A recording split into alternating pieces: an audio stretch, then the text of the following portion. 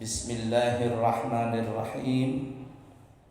Assalamualaikum warahmatullahi wabarakatuh.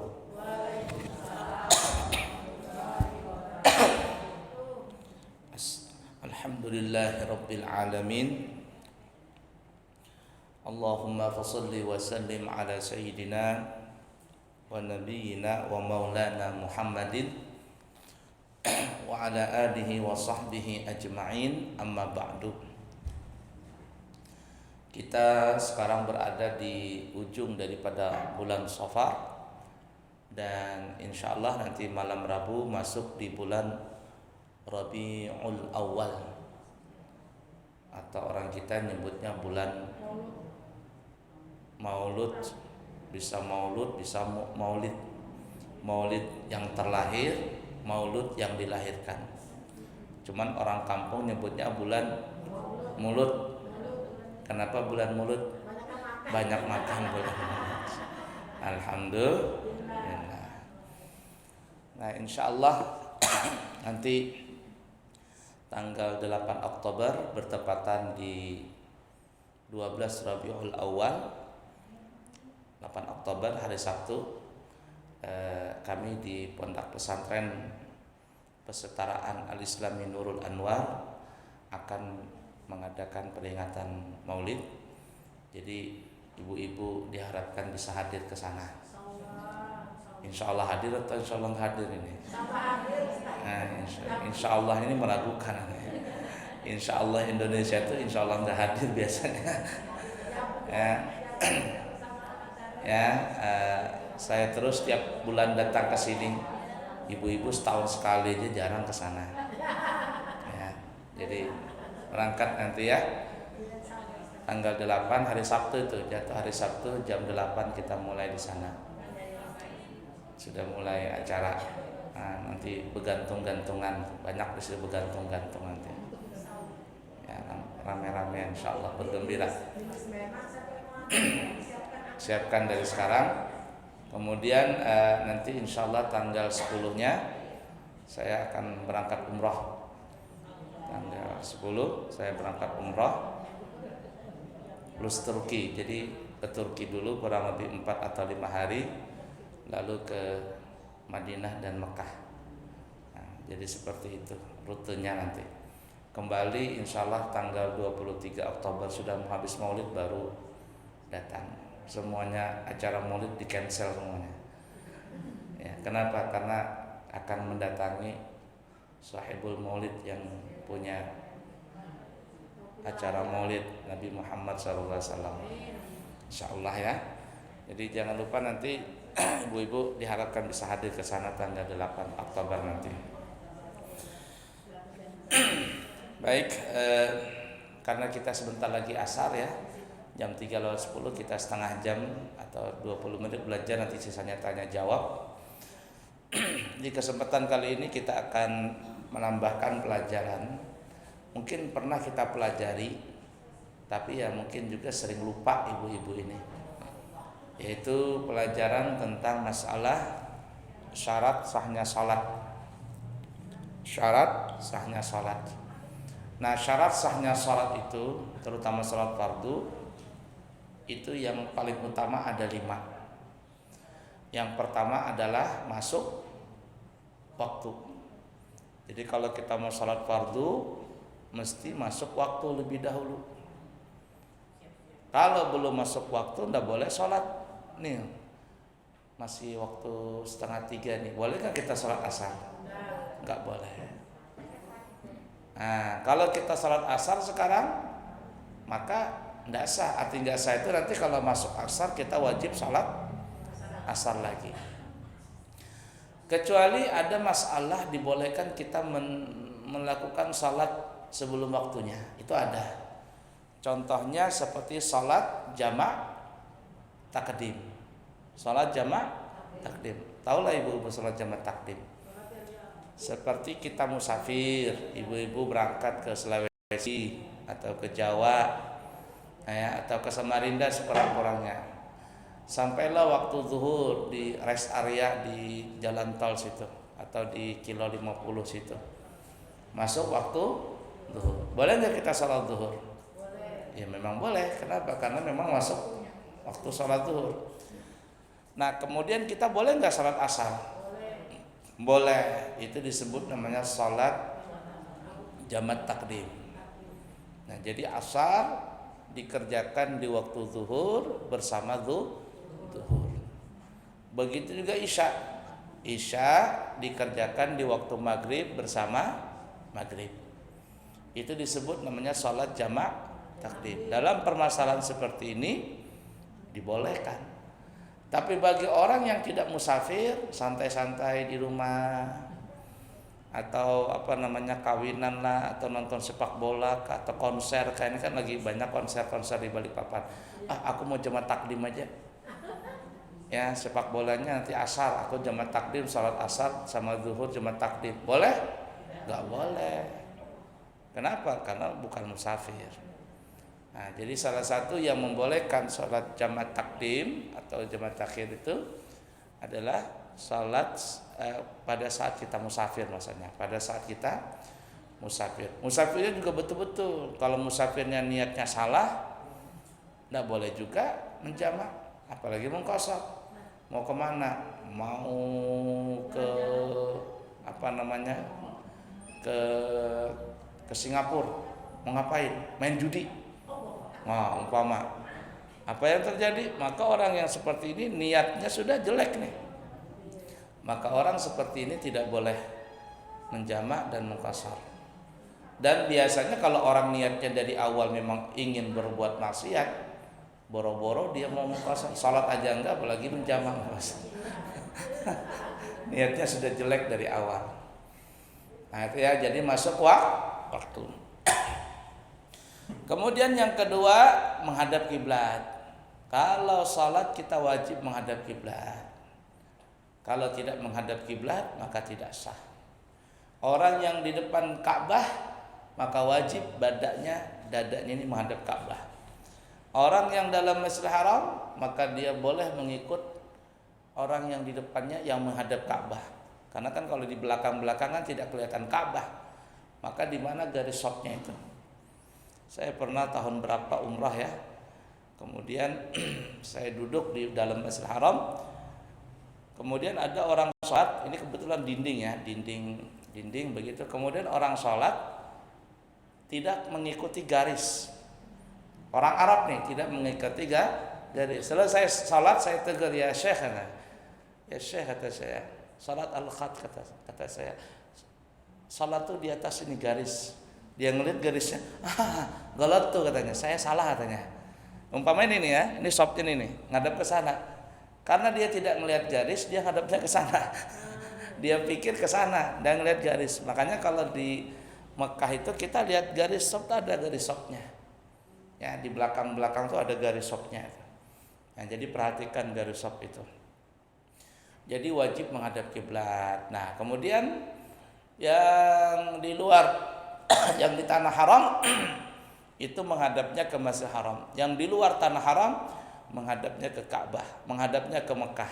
Yang di luar Saudi seperti kita di Indonesia ini, kalau kita menghadapnya ke Mekah sana, ke tanah haram ya, maka sudah dikatakan salat kita sah. Jadi ada tanah haram, di dalam tanah haram itu ada namanya Makkah, di dalam di Mekah dulu ya. Mekah, di dalam Mekah ini ada tanah haram, di tanah haram itu ada Masjidil Haram, di dalam Masjidil Haram ada namanya Ka'bah. Nah, kita yang di luar Saudi ini, kalau kita menghadapnya ke Mekah, maka insya Allah sudah dikatakan sah salat kita. Sudah dikatakan sah. Paham kira-kira ya? Menghadap kiblat. Kemudian yang ketiga, bersih badan, pakaian, tempat dari segala najis. Nah, badan, tempat, pakaian bersih dari najis. Kita bahas dulu yang dimaksud badan. Yang dimaksud badan itu ibu-ibu adalah permukaan badan, termasuk rambut sampai kulit kepala, termasuk hidung, lubang hidung nih, ya, sampai ke tulang hidung sini. Kalau di dalamnya nggak perlu. Kemudian mulut sampai rongga mulut maksudnya. Telinga, lubang telinga kurang lebih seuras seraus kelingking ini, garis kelingking ini. Ini masuk dalam permukaan badan. Termasuk juga adalah di pusat, ya, yang pusat ya. Termasuk juga di bawah kuluf. Tahu kuluf ibu-ibu? Anak kecil laki-laki yang belum bersunat itu kuluf namanya. Nah, jadi harus bersih semuanya itu. Sehingga dalam Islam, dalam syariat kita, laki-laki itu wajib berkhitan. Kapan wajibnya? Jatuh kewajibannya pada saat dia balik. Kalau dia sudah balik wajib berkhitan. Cuman kalau sudah balik baru berkhitan, keganalan. Nah, sebaiknya berkhitan itu sebelum anak itu balik. Tapi yang afdolnya adalah 7 hari setelah anak itu dilahirkan. Orang Arab biasa seperti itu. Orang Arab ya biasa. Sayyidina Hasan dan Sayyidina Husain diakikahkan, dipotong kambing, gundu rambut beliau, kemudian dikhitan di hari ke-7 setelah dilahirkan. Nah, banyak itu anak-anak kecil banyak seperti itu. Kalau kita ke rumah sakit itu ada saja anak kecil yang umur 1 tahun, 2 tahun dikhitan. Ada anak mau sakit-sakitan terus kata dokter dikhitan aja ya. Siapa tahu dengan dikhitan sembuh. Dan banyak sekali seperti itu. Pas dikhitan sembuh dia, enggak lagi sakit-sakitan.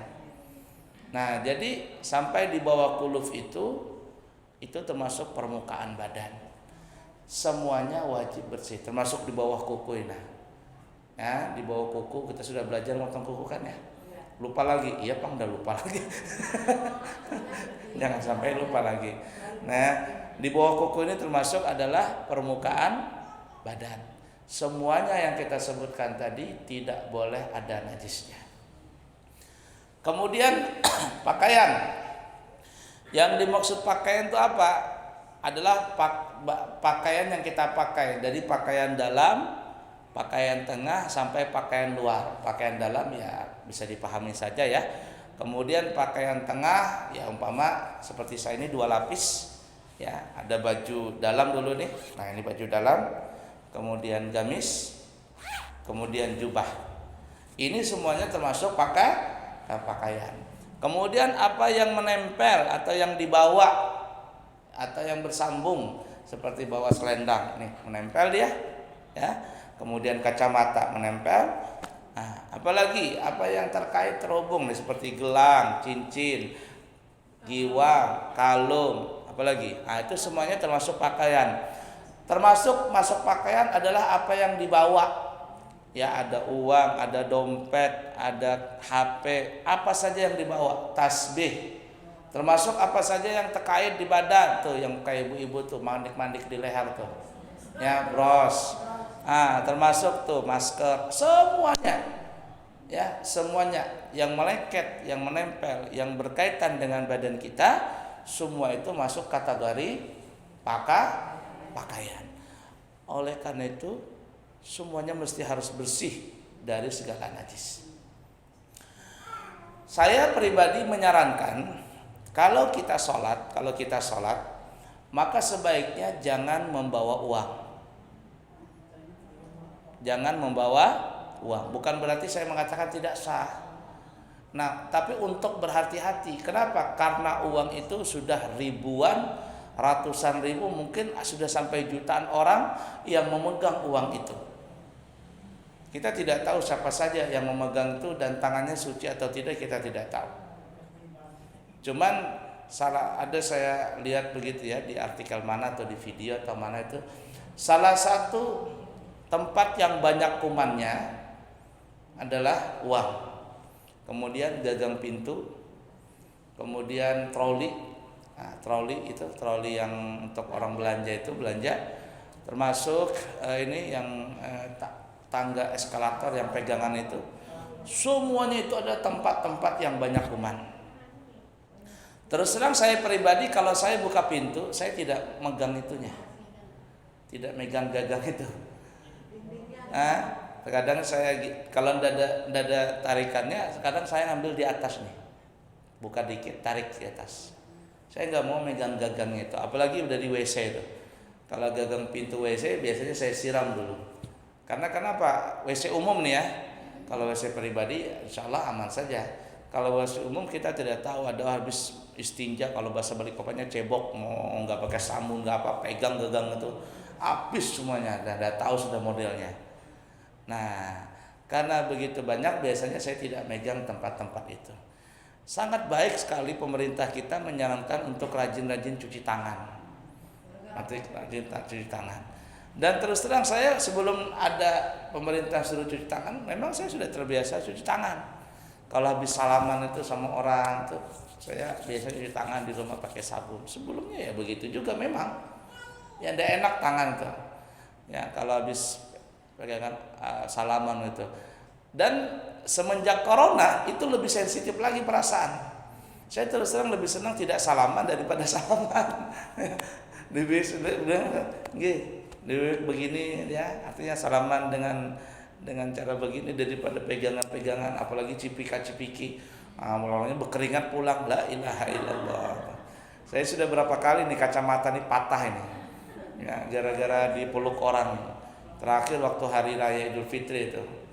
Khatib di At-Taqwa hari raya Idul Adha kemarin. Selesai khatib berebutan orang salaman. Dipeluknya saya patah ini kacamata. Kata saya, dah iya Bang, dah mau ganti yang baru kacamata, kata saya. Ya ala kulli hal ya. Nah, jadi sebaiknya kata saya kalau salat tidak membawa uang. Bukan berarti saya tidak bukan berarti saya katakan tidak sah. Artinya lebih berhati-hati, sebaiknya kita tidak membawa uang. Kenapa? Karena uang itu adalah salah satu benda yang sangat banyak kumannya karena telah dipegang oleh bermacam-macam tangan. Apalagi kalau sudah masuk pasar daging, pasar ikan, baunya itu sudah khasnya sudah macam-macam. Apalagi pakai plester pulang. Aduh. Dan coba lihat tuh di kotak infak itu yang paling banyak duit yang buruk itu. Sudah buruk, halus nilainya, plester lagi. Ya. Dan lebih parah lagi duit mainan juga dimasukin tuh. Ada aja orang bermacam-macam tuh ya. Ya ala kulli hal. Nah, itu termasuk kategori pakaian. Kemudian yang tempat, arti tempat itu apa? Tempat kalau kita salatnya berdiri, maka yang wajib bersih dari najis adalah kaki kita. Tempat yang kita pijak itu, lokasi kaki tempat kita yang kita pijak. Kalau kita seandainya salat sambil berduduk atau sambil sujud, maka apa saja yang kena badan kita, lantai yang kena badan kita, lantai yang kena dengan pakaian kita, maka semuanya itu masuk kategori adalah tempat. Nah, 3 benda ini, badan, pakaian, dan tempat mesti bersih daripada segala najis. Dan pakaian ini ya, pakaian itu ibu-ibu bukan hanya bersih, tapi suci. Banyak orang salah mencuci pakaian. Ya, pakaian bernajis langsung dimasukkan ke rendaman, digabung dengan mukena, sarung apa, celana dalam masuk sebiji, tak habis semuanya. Jadi sebaiknya sebelum dimasukkan pakaian yang bernajis itu disiram lebih dahulu. Siram lebih dahulu baru gabungin. Dan terus terang saya pribadi itu menyarankan kalau kita ingin laundry pakaian, kita harus lebih tahu dulu laundry pakaiannya gimana caranya. Karena ada orang laundry pakaian kita dicampur dengan pakaian orang lain nyucinya. Itu yang tidak tahu kita. Kalau pakaian kita mungkin kita tahu bersih dan kotornya dan sebagainya. Tapi kita tidak menjamin pakaian orang lain. Ada orang pakai kencing, berdiri kena celananya digabungin nyuci sama kita nggak tahu. Nah, makanya ada yang saya lihat tuh ada laundry syariah. Saya tanya kayak mana laundry syariah itu, pernah saya di tempat saya. Kata saya gimana laundry syariah? Yang pertama Pak, katanya pakaian itu kita pisahkan. Artinya pakaian dicuci pakai itu masing-masing. Yang customernya masing-masing, kita cuci pakaiannya masing-masing. Setelah dicuci, sebelum dicuci dibilas dulu baru dicuci. Nah, selesai dicuci, mesin cucinya disiram lagi. Nah, jadi betul-betul higienis, bukan hanya bersih tapi juga suci. Nah, itu penting sekali ya dalam permasalahan badan, pakaian dan tempat tadi. Dan kita semuanya mesti belajar itu. Supaya apa? Supaya kita punya ibadah itu benar dalam melaksanakannya. Kalau kita beribadah asal-asalan karena kita tidak belajar, lalu kita salat, lalu kita apa saja asal-asalan, maka ibadah itu tertolak. Ya, jangan salahkan orang lain, salahkan kita sendiri. Kenapa? Karena kita tidak mau belajar. Jadi 3, bersih badan, pakaian, tempat dari segala najis. Kemudian yang keempat, ibu-ibu, adalah bersih dari hadas kecil dan hadas besar. Hadas kecil adalah kalau kita mau sholat kita mesti wajib berwudu. Kalau kita tidak berwudu, umpama gak ada air atau apa dan sebagainya, panjang masalahnya, maka kita mau sholat itu mesti tayamum. Panjang lagi masalahnya itu. Yang penting harus terangkat hadas kecil. Kemudian terangkat hadas besar.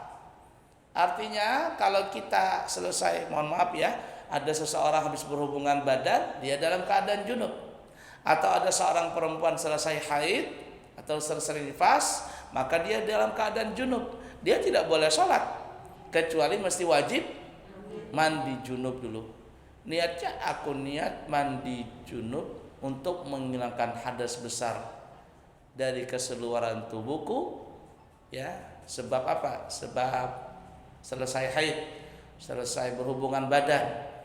Nah, begitu caranya niatnya dalam hati. Coba apa bisa nggak ibu? Ya kalau mati air nanti tunggu ada airnya. Nunggu dulu. Kalau tayamum nanti salatnya ngulang, ya. Jadi niatnya aku niat mandi junub untuk menghilangkan hadas besar tubuhku dari sebab titik-titik itu. Aku niat mandi junub untuk menghilangkan hadas besar tubuhku dari sebab titik-titik, dari sebab selesai haid, dari sebab berhubungan badan, dari sebab mimpi basah. Selesai. Fardu karena Allah Ta'ala. Mandi sudah. Dulu saya pernah jadi penghulu. Salah satu ajaran yang saya ajarkan kepada calon pengantin itu adalah tata cara mandi junub. Nah, penghulu lain diajarkan cuman doa berhubungan badan. Kalau saya enggak. Saya ajarkan cara mandi junub, mengenal air, caranya semuanya diajarkan. Kamu tahu nggak cara mandi hadas besar itu? Tahu Pak? Apa maksudnya? Mandi bersih. Ya di mana-mana orang mandi itu mandi bersih. Nggak ada mandi kotor. Nggak tahu Pak? Diajarkan cara mengambil air, cara menyiramnya, ada tata caranya. Nah kalau saya ajarkan kepanjangan waktu nih, ya. Ala kuliah seperti itu. Jadi harus bersih dari hadas kecil dan hadas besar. Ya. Kemudian yang terakhir, yang kelima, orang salat dan kalau kepingin salatnya sah, terpenuhi syarat yang kelima yaitu menutup aurat. Menutup aurat. Nah, ini penting nih ya, menutup aurat ini. Banyak sekali orang tersalah. Kita bicara ibu-ibu saja karena di sini banyak ibu-ibu ya, kita bicara ibu-ibu ya.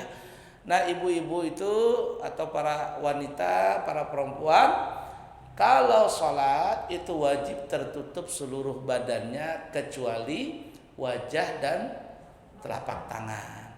Nah, jadi kalau ibu-ibu sholat, perhatikan ibu-ibu nih, saya contohkan ya. Kalau sholat itu wajib tertutup wajahnya. Jadi kalau menaruh mukena itu di atas ini Bu. Nah, di atas begini nih. Jangan begini taruh mukena. Ini bukan wajah ini. Nah. Apalagi longgar. Allah, kelihatan leher.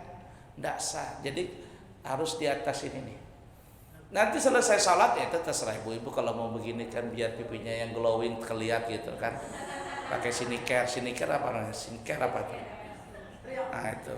Tapi kalau sholat, nah itu tuh kayak ibu tuh, nah diangkat begini nih, ya. Makanya mukena zaman dulu itu, di sini tuh ada kain lebih segitiga. Untuk apa? Untuk menyantol dagu, ya, nyantol dagu. Begini nah, jangan di sini naruhnya, apalagi longgar. Nah kemudian harus hati-hati, jangan sampai kelihatan rambut Makanya orang dulu tuh apa pakai chip apa kata orang apa? Ciput kah apa namanya? Talakum orang kita. Orang sekarang apa? Ciput kah apa namanya? Ciput. Hanya ulun ingat telakung. Telakung.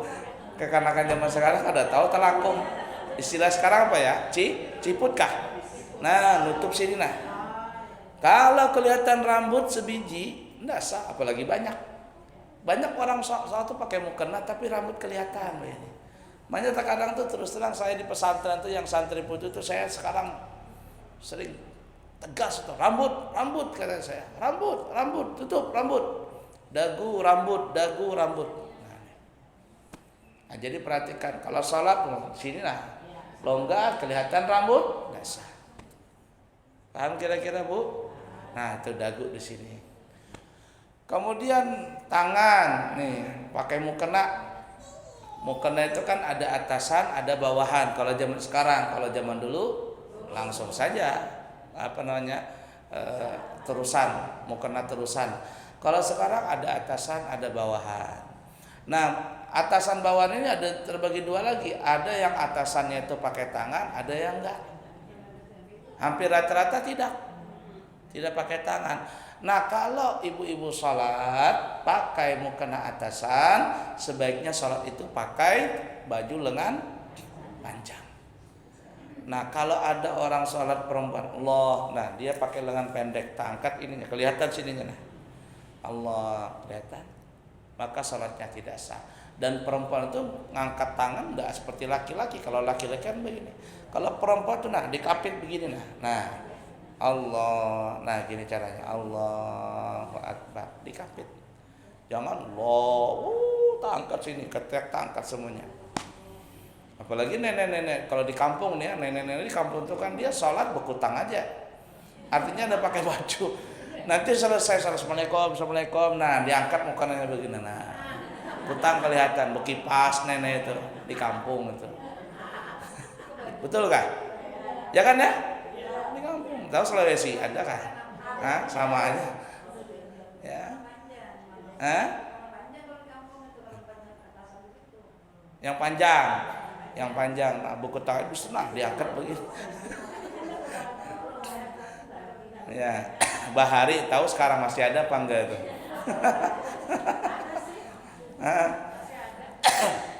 Makanya ya waktu saya tahun 2000 jadi petugas haji itu ya. Tahun 2000 berangkat haji, tahun 2004 jadi petugas haji. Salah satu buku yang saya lihat dari Kementerian Agama itu dikasih katanya sebagai petugas memberitahu kepada jamaah jangan bekutang di dalam kamar. Ya. Akhirnya pas tahun 2004 saya jadi petugas nih. Saya lihat kan waktu sholat tuh orang pada berangkat ke masjid nih. Kita sebagai petugas ngontrol supaya tidak ada pencurian, tidak ada apa. Kita ini petugasnya repot ini. Jadi ada satu orang Arab mondar mandir di depan kamar jamaah ini. Kata saya ada apa ini orang Arab ini? Sambil ketawa senyum-senyum. Kata saya ada apa? Kata saya ini. Pas saya lihat di kamar tuh ada ibu-ibu bekutang aja, la ilaha illallah. Kata saya pantasan aja orang Arab ini mondar mandir. Dia kan susah ngelihat di sana tuh. Kata saya akhirnya, Bu, nggak boleh begitu, Bu. Ini bahaya di kampung orang. Kalau di Indonesia mungkin ya adalah mungkin yang biasa-biasa saja orang. Kalau kayak Samarinda itu kan Bahari, bebinian cuman bersarung aja mandi. Di kampung begitu telakung apa namanya? Talasan itu. Ya Arab jangan coba-coba begitu. Aduh, kata saya. Diajarin tuh, kita ajarin tuh. Ibu bapak kalau berangkat ya jalan naik taksi angkot, taksi argo. Yang laki-laki duluan masuk baru perempuan. Jangan perempuan dulu baru masuk baru laki-laki. Bahaya kalau tukang taksi nakal dibawa lagi perempuannya. Atau nanti stop pura-pura rusak bannya. Katanya rusak tolong dorong. Jangan dorong. Kalau mau keluar perempuan keluar duluan. Bukan sama-sama, perempuan keluar duluan baru suaminya keluar. Jangan coba-coba. Nanti pas tolong Pak, umpama dia kan bisa bahasa Indonesia. banyak. Nah, suaminya dorong, pura-pura macet, istrinya di dalam mobil, langsung lari. Banyak itu. Banyak itu. Udah satu kali kejadian itu, makanya berhati-hati itu. Itu. Sama juga pernah satu lift saya jadi petugas. Satu lift ini semuanya ibu-ibu, ada orang Arab satu yang pegawai hotel. Kata saya, ngapain kamu di dalam? Ngapain kamu di dalam? Ada mar'ahku loh. Ini semuanya perempuan ini, kata saya. Semuanya perempuan, ngapain di dalam? Ukhrud, kata saya. Keluar. Ya begitu ya sudah. Dia kan ngeliat orang Indonesia, ya sudah. Dia bosan melihat hidung mancung, hidung nang pesek dilihatnya. Karena dia hidung pesek itu lucu, mungil katanya. Jadi hati-hati ya. Jadi kalau ibu-ibu kembali ke dalam masalah salat tadi, kalau mengangkat kalau pakai mukena atasan, nih pakai baju panjang. Makanya kalau umrah tuh ada apa namanya? Kalau yang ini kain apa namanya itu? Sarung tangan, apa istilahnya apa namanya itu? Manset kan ya. Itu kalau kita dari Madinah disuruh beli manset di Bir Ali, beli manset Bu, beli manset. Supaya apa? Ngangkat nanti pas tawaf itu sama dengan salat, menutup auratnya. Ini pas ngangkat tangan Allahu Akbar, kelihatan sini enggak sah. Makanya harus pakai manset. Nah, sekarang sudah banyak lebih, kalau perempuan sekarang sudah banyak yang pakai gini ya. Tapi ini terbuka di sini ya. Telapak tangannya terbuka. Nah, supaya apa? Di sini telapak tangan terbuka. Nah, cuman dia tertutup di sini. Karena orang perempuan itu di sini Bu ya. Batasnya di tulang rusuk nih, lengan sini. Yang tidak boleh kelihatan di sini. Tapi kalau dia telapak tangannya atau jari tangannya atau sini punggung tangan, punggung telapak tangan, enggak apa-apa. Yang enggak boleh itu sini, dari sini nih. Nah, ke atas.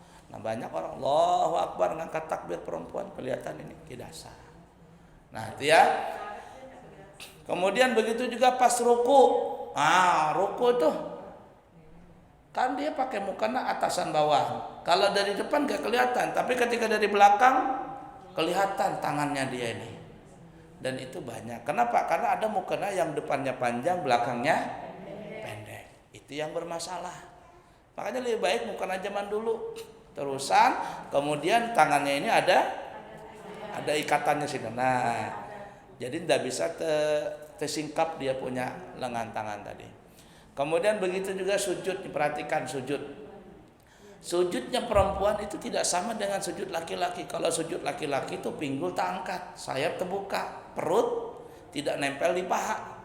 Tapi kalau perempuan semakin turun dia punya pinggul semakin baik. Laki-laki sujud yang kayak anjing itu makruh. Tapi kalau perempuan dianjurkan, artinya semakin turun dia punya pinggul semakin baik.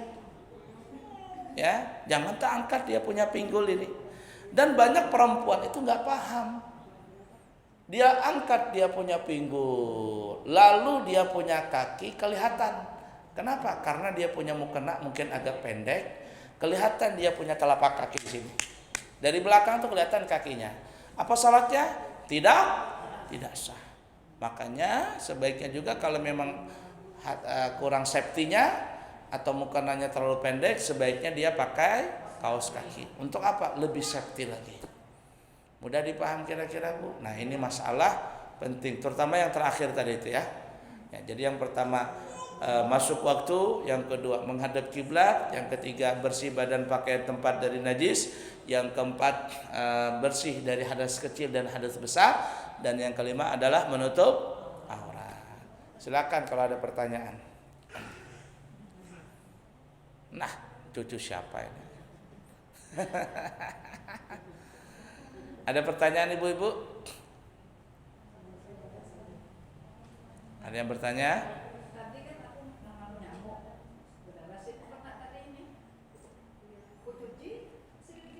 Enggak apa-apa. Dia darah itu najis. Cuman kalau sedikit dia dimaafkan.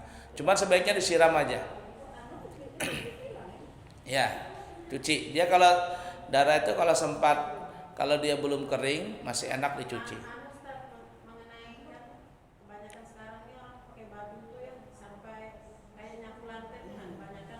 Ya. Kalau tidak ngelihat najisnya nggak apa-apa. Kalau tidak ngelihat najis nggak apa-apa.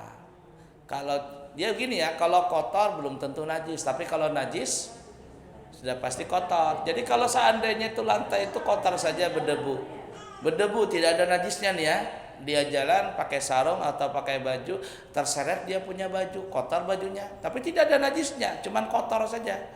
Boleh nggak dibawa sholat? Boleh aja. Ya, kalau di Timur Tengah tuh ya, waktu saya belajar di Hadramaut itu, ini baju gamis nih Bu, di sini itu pasti kuning, pasti itu kuning. Kenapa? Karena debu jalanan. Padahal kita nggak terseret baju kita nggak terseret jalanan, tapi entah kenapa kan di sini pasti kuning, pasti itu, karena debu jalanan tadi. Nah jadi kalau kotor belum tentu najis, tapi kalau najis sudah pasti kotor. Nah cuman ya tadi sebaiknya yang punya baju agak panjang ketika berjalan itu mesti diangkat. Nah supaya kaki tidak kelihatan itu pakai legging kapalnya, legging, kemudian ada kaos kaki supaya aman terseptinya. Dan sunnah ya, laki-laki atau perempuan pakai celana panjang itu sunnah. Seperti saya ini, saya pakai celana. Ya, ada waktu sebutkan dalam riwayat Nabi kita Muhammad SAW waktu itu ke pasar. Waktu ke pasar, ya, jadi boleh saja ke pasar. Jangan juga terlalu anti dengan pasar. Aduh Ustaz nggak mau ke pasar. Enggak, boleh ke pasar. Nabi ke pasar. Jadi waktu itu Nabi ke pasar bersama sahabat. Tiba-tiba ada seorang perempuan, seorang budak perempuan naik keledai. Waktu itu keledainya entah gimana, mungkin dia keledainya lagi uring-uringan atau apa. Keledai ini mungkin agak ngamuk dan sebagainya. Perempuan yang naik keledai tadi ini terjatuh dari keledai tadi, terguling dia di tanah. Saat perempuan itu jatuh, Nabi langsung memalingkan wajahnya. Kenapa? Karena takut melihat auratnya perempuan itu. Karena kan jatuh kan terguling-guling itu. Lalu para sahabat berkata, "Ya Rasulullah, si perempuan ini memakai celana." Artinya walaupun dia jatuh, auratnya itu nggak kelihatan. Lalu setelah Nabi mendengar jawaban perkataan sahabat, Nabi pun berkata, rahimahullahu ta'ala al-musawwirina minar rijal wal musawwirat minan nisa. Semoga Allah merahmati bagi laki-laki yang memakai celana, artinya pakai gamis dalamnya celana, dan perempuan-perempuan yang memakai celana. Artinya perempuan itu pakai celana yang istilahnya zaman sekarang legging. Legging kah? Legging ya. Legging G atau J? G, gajah ya, legging. Tuh, legging. Jadi itu baru ada kaos kaki. Jangan tidak pakai legging itu. Ya, anak-anak SMP SMA itu harus pakai itu. Yang punya anak gadis sekolah itu.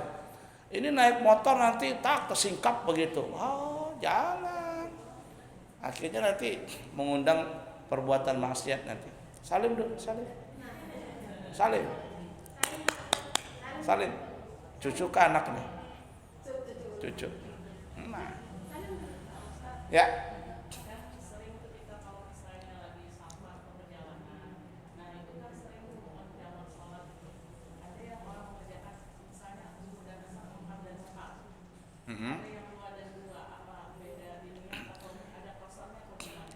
Kalau dia musafir, kalau seseorang itu musafir, orang itu boleh memilih menjamak saja. Artinya zuhurnya 4, asarnya 4. Boleh jamak takdim, boleh jamak takhir.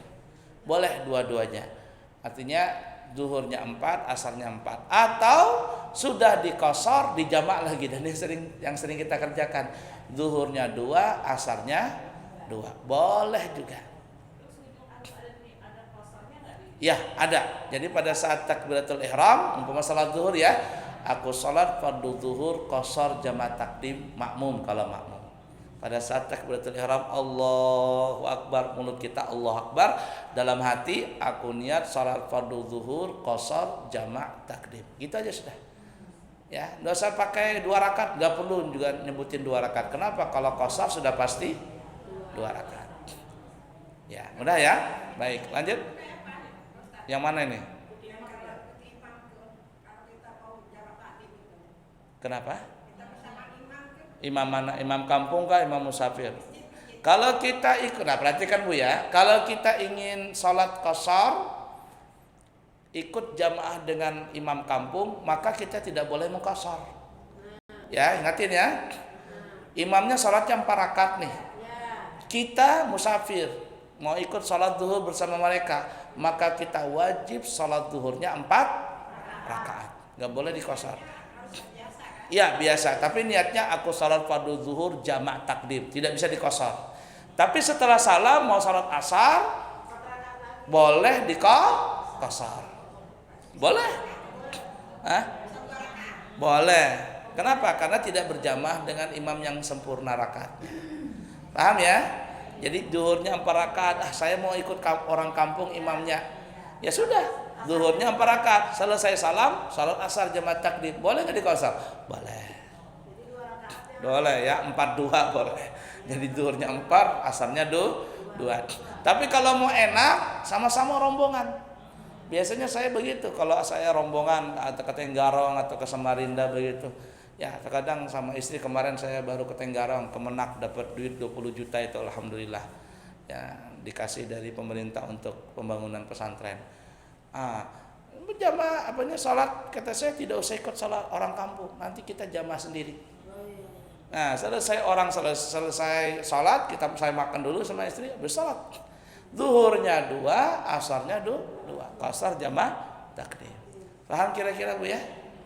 Baik, ada lagi? Ada juga kan maksudnya gini, selesaikan dulu yang lain yang sama. Iya, itu yang saya kerjakan. Itu yang saya kerjakan sama istri kalau ke Tenggarong atau sama rombongan. Kata saya kita tidak usah ikut sama orang kampung dulu. Selesaikan orang dulu, baru kita jamaah sendiri. Dan tidak boleh orang lagi sholat berjamaah kita bikin sholat jamaah, tidak boleh. Ada yang mengatakan makruh, ada yang mengatakan haram. Jadi kalau kepingin bikin jamaah baru, selesaikan dulu imam rawatib, mimpin imam, baru kita. Baik, satu pertanyaan lagi.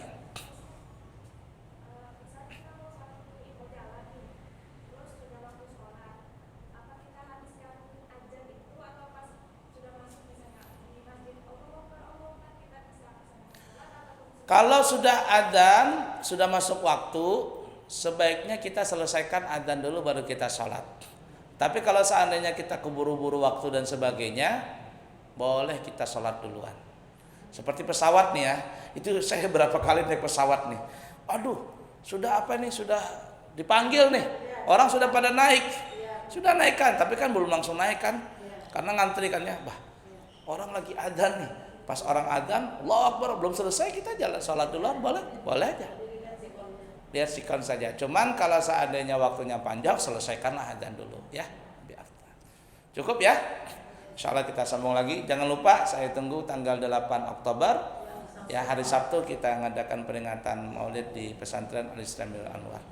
Sekian, semoga ada manfaatnya. Subhanakallahumma bihamdika asyhadu an la ilaha illa anta astaghfiruka wa atubu ilaik.